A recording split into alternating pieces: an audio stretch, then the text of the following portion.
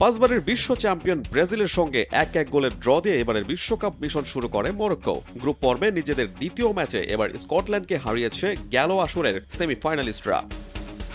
Boston স্টেডিয়ামে match শুরু হওয়ার মাত্র ৭১ সেকেন্ডের মধ্যেই লিড নেয় মরক্কো। দুর্দান্ত ফিনিশিংয়ে আফ্রিকার দলটাকে লিড এনে দেন আগের ম্যাচের গোল স্কোরার ইসমাইল সাইবারি।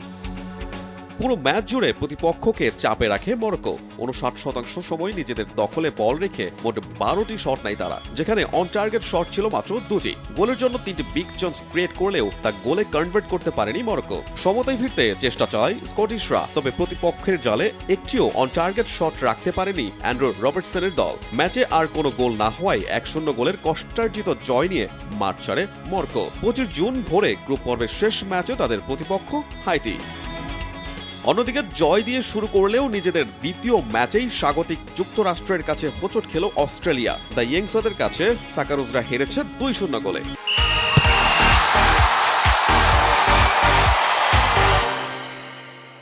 ম্যাচের শুরু থেকেই আক্রমণাত্মক খেলতে থাকে যুক্তরাষ্ট্র।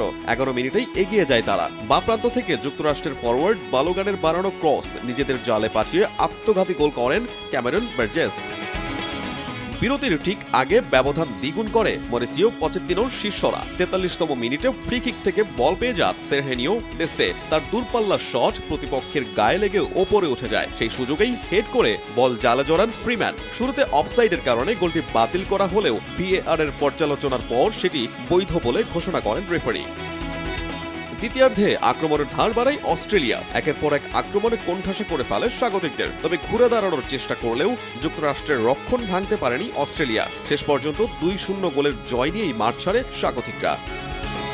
এই জয়ে বিশ্বকাপে পরপর ২টি ম্যাচ জয়ের কীর্তিও করেছে যুক্তরাষ্ট্র। ১৯৩০ সালের পর প্রথমবারের মতো বিশ্বকাপে পরপর ২ ম্যাচ জিতল মরিসিও পচেত্তিনোর দল। আহমেদ হৃদয়, সময় সংবাদ।